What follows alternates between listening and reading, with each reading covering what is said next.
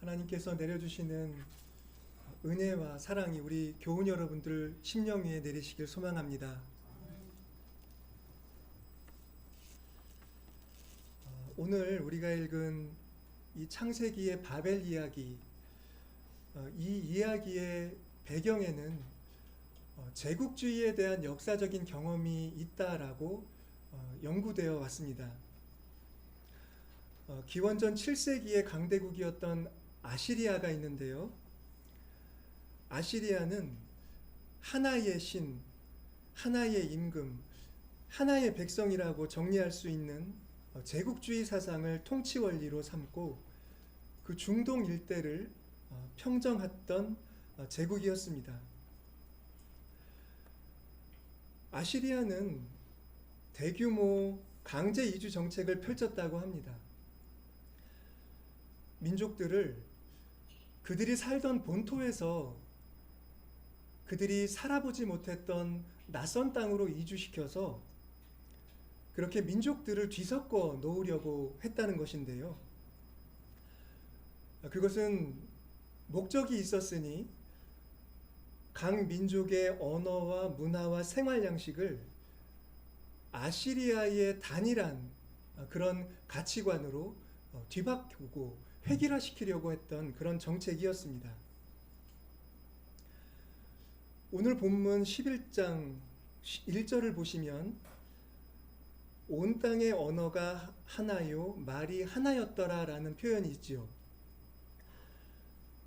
이 표현은 우리가 창세기의 첫 장부터 이렇게 읽어오다 보면 아직 민족이 하나이고 민족이 분열되지 않았던 때에 어떤 언어를 말씀하는구나 라고 생각할 수가 있을 텐데요. 그런데 앞서 말씀드린 제국주의적인 배경을 놓고 생각해 보면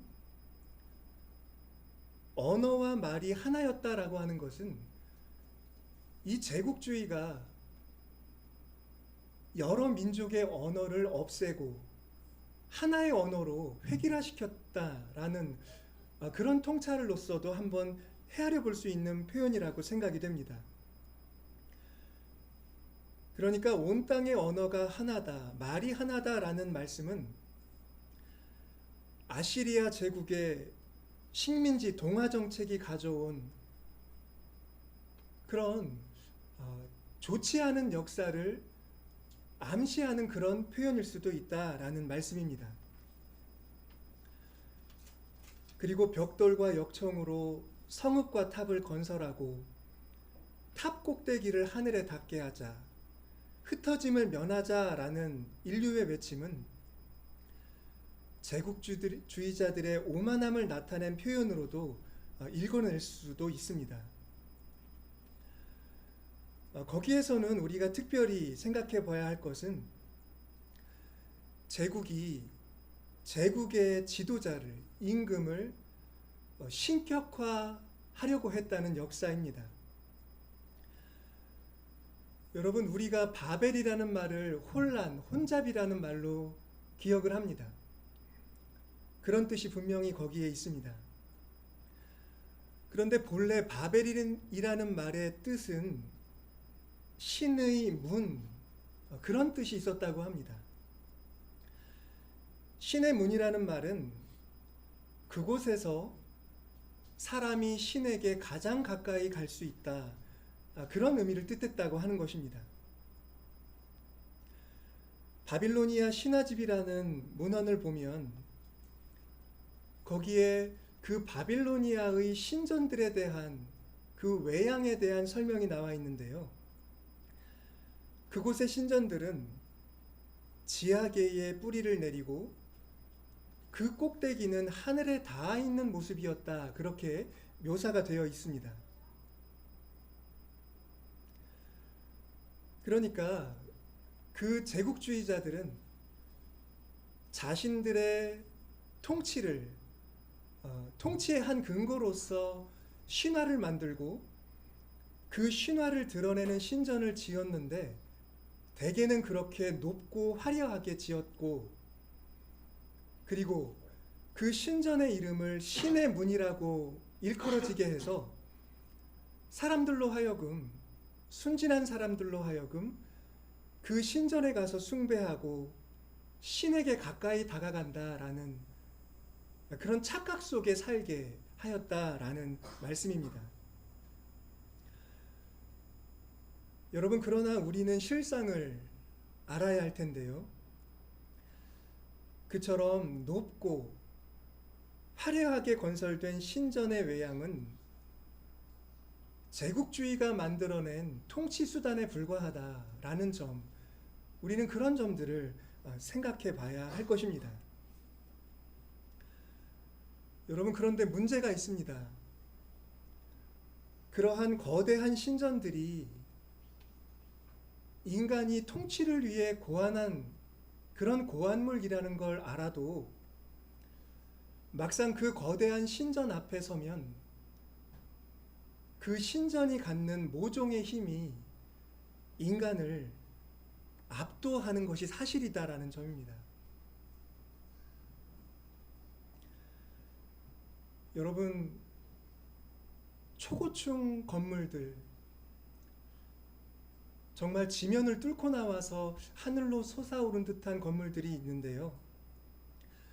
그런 건물들을 보면 어떤 감정을 느끼십니까? 그 건물을 가능하게 한 어떤 인간의 지혜나 기술, 그런 것보다는 당장 그 건물이 발산하는 어떤 물량의 힘이 먼저 우리 피부에 와닿지 않습니까? 그곳에 거주하는 사람들이 다른 사람들보다 더 많은 힘을 가지고 있다는 점, 그런 물량의 힘이 사람들을 압도하는 것이 일반적인 어떤 체험이지요.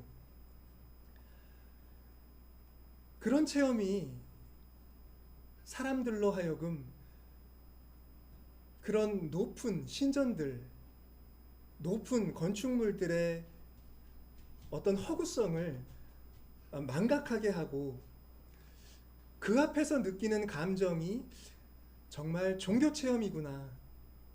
그 앞에 가면 우리 인간이 작아지고 그 앞에 서면 우리가 평소에 느끼지 못했던 어떤 감정을 느낄 수 있구나라고 그렇게 생각하게 만들어서 예부터 지배자들은 어떤 그런 건축물을 세워서 사람들을 지배하려고 했다라는 걸 우리는 익히 알고 있습니다. 여러분, 지난주에 중국의 전승절 기념 행사가 있었는데요. 그 행사를 여러분들은 어떻게 지켜보셨습니까? 저도 처음에는 여기저기서 생방송으로 또 여러 유튜브 채널에서 이렇게 그것을 보도하는 것을 보면서 한참을 생각 없이 그곳에 등장하는 권력자들, 그리고 군인들, 무기들을 보면서 이렇게 속으로 놀랍다. 중국이 참 강대한 나라다. 이런 생각을 했습니다. 여러분, 그런데 바로 그런 것, 그것을 보는 사람들로 하여금 모종의 호기심을 갖게 하고 두려움을 느끼게 하는 것들이 바로 제국주의의 고안물들이 사람들에게 주려고 하는 감정이고, 그리고 유사 종교적인 체험의 어떤 대표적인 양태가 아닐까, 그런 생각을 해보았습니다. 그 천안문 망루에 여러 지도자들을 거느리고 올라선 시진핑의 모습을 보셨지요. 수십억짜리 의전차를 타고 그가 천안문에서 홀로 나와서 그 수많은 군인들과 무기를 사열하는 모습도 보셨을 겁니다. 그 한 사람의 지도자가 그렇게 병력들을 사열하는 모습을 보고 그 수억 명의 중국인들은 어떤 감정을 느꼈을까요? 긍정적으로는 우리나라가 이만큼 강성한 국가다라는 그런 자부심을 가졌을 수도 있겠지요. 하지만 조금 어두운 면을 생각해 본다면 그 한 사람의 지도자의 권력에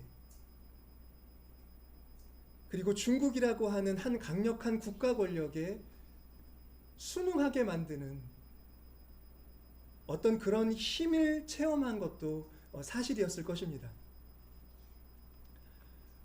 그것은 어떤 꾸며내고 연출된 장면이기도 하지만 실제로 중국이 동아시아나 전 세계적으로 막강한 힘을 가진 거의 제국, 사실상 제국이기 때문에 가능한 일이고, 그리고 그 힘이 그런 연출에 그런 감정을 느끼도록, 두려움을 느끼도록 실질적인 기능을 했다라고 볼 수가 있을 것 같습니다. 여러분, 그런데 그렇게 연출된 장면을 보면서 그 제국의 힘을 긍정하고 인정하고 혹은 그것을 고안해낸 사람들의 의도에 따라 그 제국을 우러르게 되는 그런 현상이 올바른 것일까 한번 생각해 봐야 할 것 같습니다. 사람들은 그것이 연출이라는 것을 알면서도 그런 장면에 매혹당하고 압도당하게 되는데요.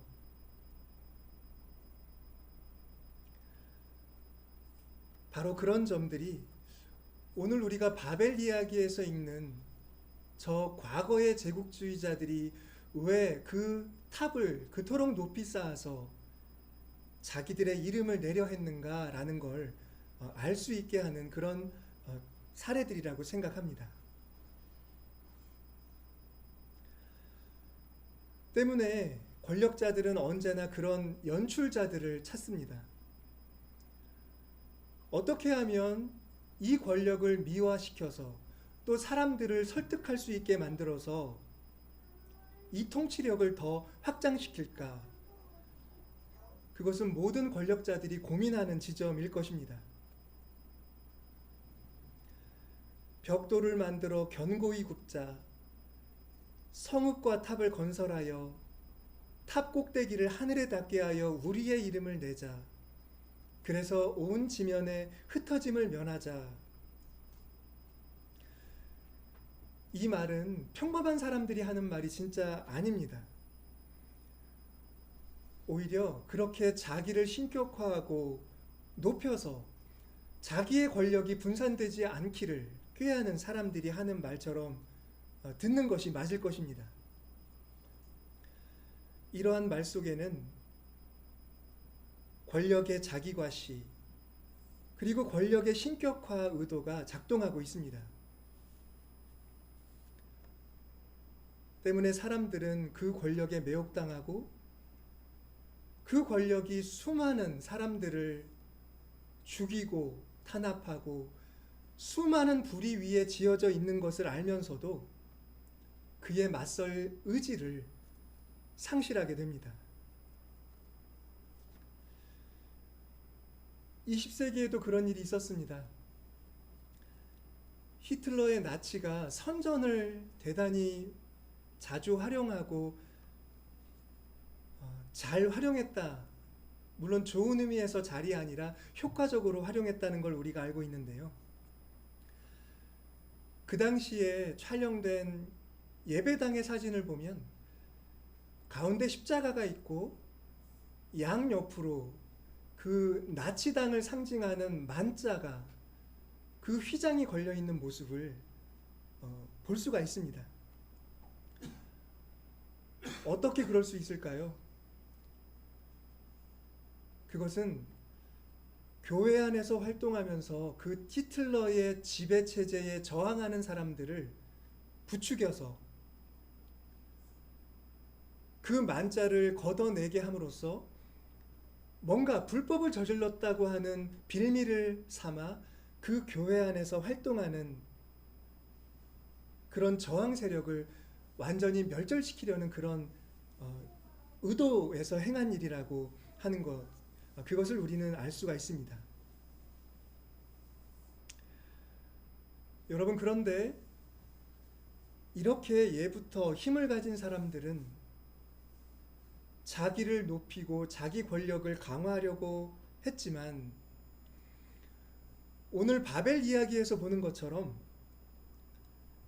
그런 계획은 하나님의 개입을 통해 수포로, 실패로 돌아가고 맙니다. 하나님께서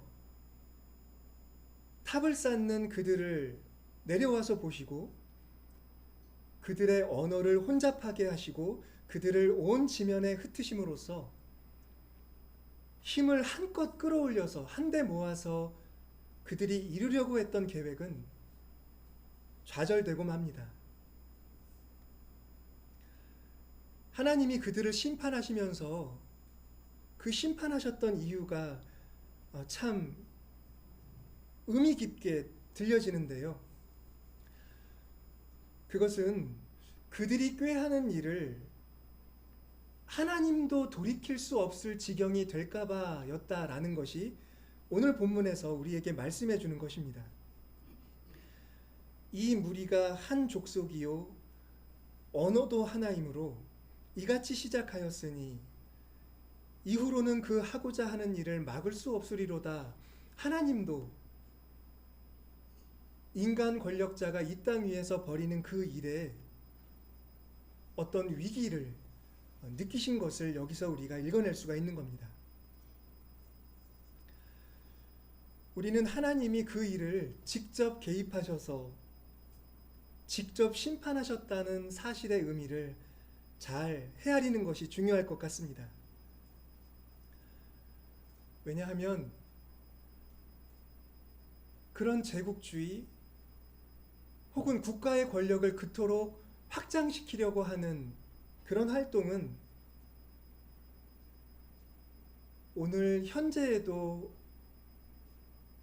이루어지고 있고, 심지어 우리들도 우리나라가 우리의 국가의 권력이 그렇게 강성해지기를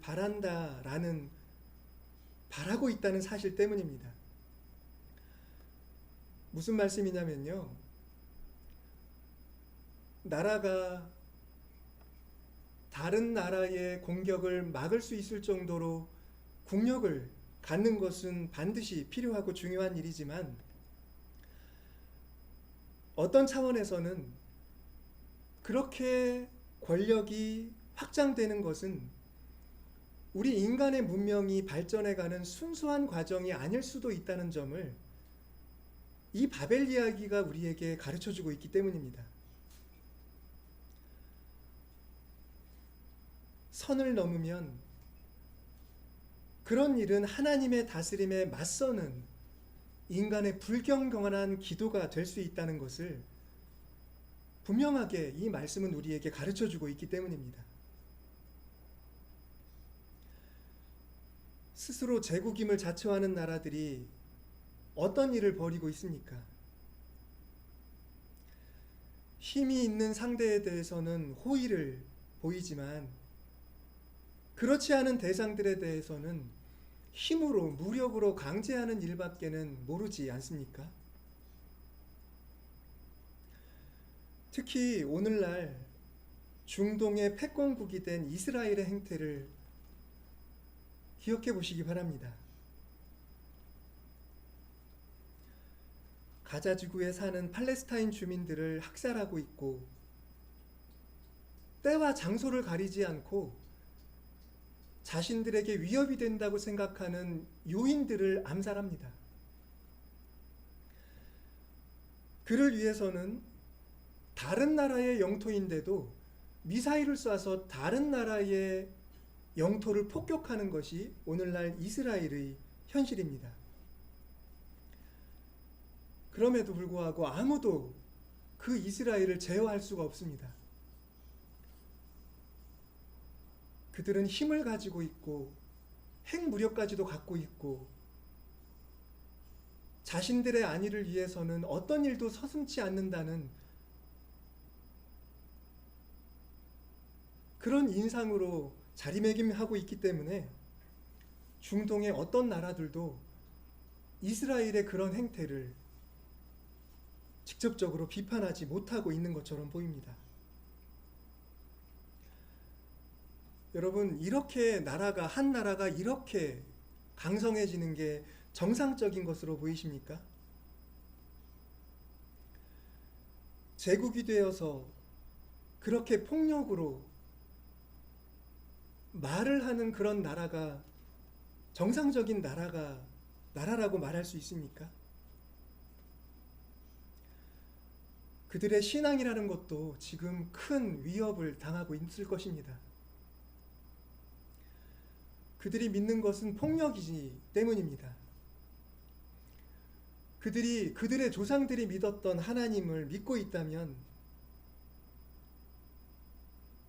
이웃나라 사람들에 대해 그렇게 할 수는 없을 겁니다.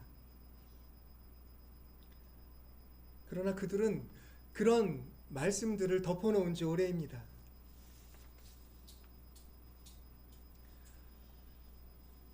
오늘 마가복음에도 사실 제국주의의 배경이 있습니다. 예수님은 이렇게 말씀하셨습니다.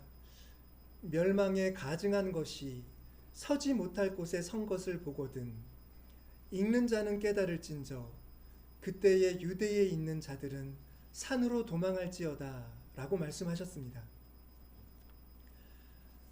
멸망에 가증한 것이라는 이 표현은 다니엘서에 나오는 표현입니다. 다니엘서도 아시지만 바빌론 제국의 그 무도하고 잔인한 통치에 대한 그런 비판적인 메시지가 그 주요 내용이지요. 이 마가복음에서는 주전 168년에 이집트에서 패퇴한 안티오코스가 예루살렘에 와서 성전을 약탈하고 그 성전 제단에 부정한 짐승을 올린 일이 이 배경에 놓여 있다는 것이 학자들의 해석입니다. 여러분, 그런데 예수님이 말씀하신 이 멸망에 가증한 것, 그것이 서지 못할 곳에 섰다라는 말씀에는 우리가 한번 새겨봐야 할 중요한 내용이 들어 있습니다. 보통 어떤 재물을 올린다라고 할 때는 그 재물에 대해 중성 명사를 사용하는 것이 이 헬라어의 어떤 문장의 문법입니다. 그런데 오늘 이 멸망에 가증한 것이 서지 못할 곳에라는 이 문장은 그런 중성적인 문장이 아니라 남성형을 수식하는 그런 동사형으로 되어 있다는 겁니다. 이게 무슨 말입니까? 멸망에 가증한 것이 어떤 성전에 바칠 수 있는 재물을 가리키는 것이 아니라 신격화된 남성 지도자를 암시하고 있다라는 점입니다. 단순히 부정한 재물을 바치는 것이 지금 문제가 아니라 제국의 신격화된 지배자가 그 성전을 침탈하는 행위가 이 말씀에서 암시되고 있다는 것입니다. 신성을 모독하는 형상 자체가 무력을 손에 쥔 제국의 주군, 바로 그렇게 이 말씀에 표현되어 있다는 겁니다. 이런 면을 볼 때 제국주의의 두 가지 성격을 우리가 확인할 수 있습니다. 한 가지는 사람들에게 그들만의 삶을 허용하지 않는 폭력성, 그것이 그 제국주의의 본성이라는 한 가지이고, 또 하나는 그것이 단지 사람만 억압할 뿐이 아니라 하늘을 향해 자기를 높이면서 하나님을 자꾸 모독하려 든다라는 것입니다.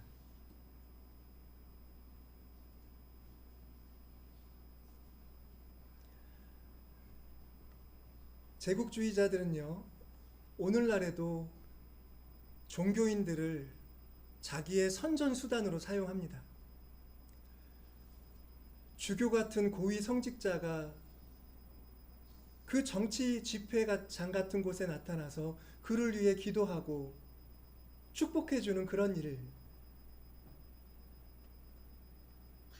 그 장면을 보면 신앙은 그 제국주의 지배자의 도구이지 결코 그 지도자가 그 주군이 따르고 순명하는 그런 가치 체계가 아니라는 걸 알 수가 있습니다. 그러니 우리가 오늘날에도 여기저기서 확인되는 그런 제국주의를 모른 척 하고 있을 수는 없는 것입니다. 왜냐하면 그 땅에서 신앙은 말살되고 사람들의 생명은 다른 어떤 소유물의 가치조차도 따라가지 못할 정도로 그렇게 버려지고 있기 때문입니다.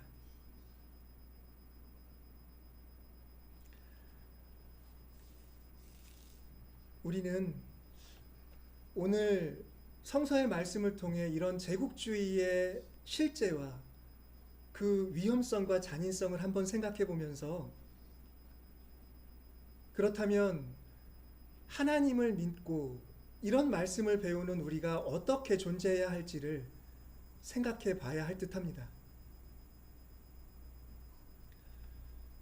그것은 1차적으로 바울이 경고하는 것처럼 이 세상의 신들이 우리를 내버려 두지 않고 혼미하게 하려고 한다는 그런 선전의 역사가 있다는 걸 우리가 늘 의식하는 것, 그것이 첫걸음이 되지 않을까 합니다. 여러분, 우리는 그냥 무풍지대에 안전하게 살 수가 없습니다. 이 세상의 신은, 이 세상을 지배하고 있는 신격화된 그런 권력들은 우리에게 계속 자신들을 바라보고 따르게 만드는 선전활동을 하고 있다는 말씀입니다.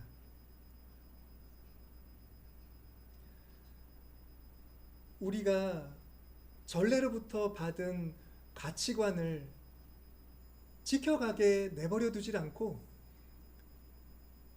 그것이 자본주의의 도구이든 어떤 무슨 형태의 도구이든 그것을 우리에게 제시해서 우리로 하여금 우리의 뿌리와 맞지 않는 다른 생활 양식을 받아들이도록 하기도 합니다. 고유한 전통도 사라지고 그저 하나의 거대한 문명이 이 세계를 휩쓰는 그 힘에 신앙인들도 속절없이 휩쓸리고 있는 것, 어쩌면 그것이 우리 삶의 어두운 현실일지도 모릅니다.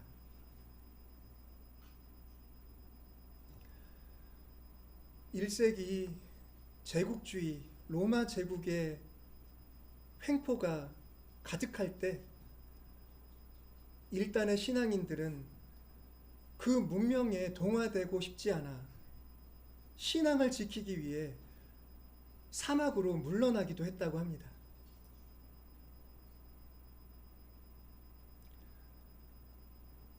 어떤 사람들이 볼 때에는 문명의 편리한 것들을 버리는 것이 어리석게 보이고, 견고하고 잘 지어진 그런 가옥에 살지 않고 사막의 동굴에 기거하는 그 모습이 기괴하게 보일지 몰라도, 그들은 예민하게 그 제국주의가 퍼뜨리고 있는 미혹을 감지했고, 그 미혹에 지지 않기 위해 그렇게 세상을 등지고 아무것도 없는 사막으로 물러나기도 했던 것입니다.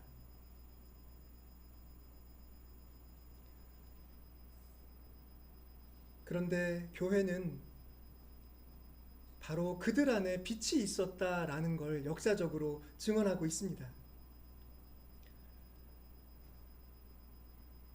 문명의 세계 속에 있었던 교회는 때로는 개혁의 대상도 되고 세속 권력을 방불하는 그런 부패한 권력의 형태를 띠므로써 무너지기도 했지만, 초기 교회로부터 시작된 그런 영성을 가진 사람들이 이 교회에 남겨준 그런 순수한 신앙의 영성은 한 번도 이 교회로부터 비난받지 않고 이 교회가 지켜야 할 보화처럼 공경되었다라고 하는 걸 교회사는 말하고 있습니다.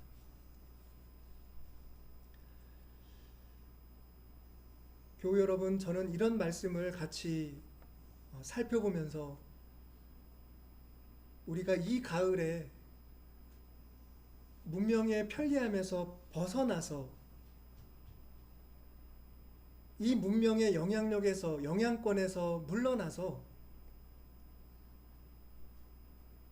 저 신선한 자연 속에서 하나님께 나아가는 그런 기도의 경험을 한번 추구해 보심이 어떨까 권해 봅니다.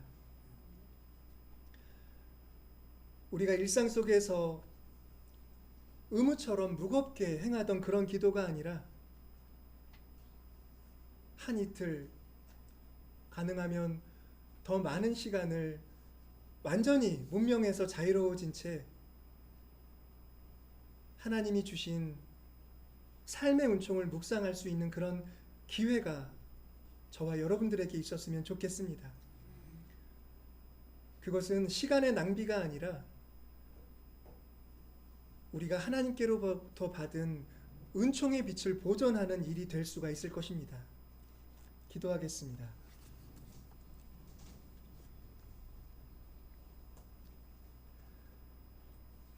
자비로우신 하나님,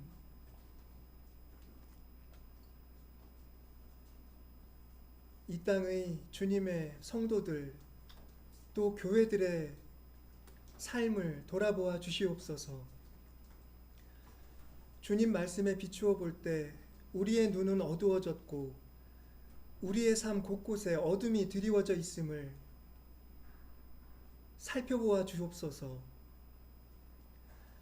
저희들이 이 어둠을 물리치지 못하니 주님의 얼굴의 빛을 비추시어 이 어둠이 물러나게 하여 주시고, 저희들이 주님의 그 영광의 빛을 바라보며 그 빛을 향해 더 가까이 나아가도록 인도하여 주시옵소서.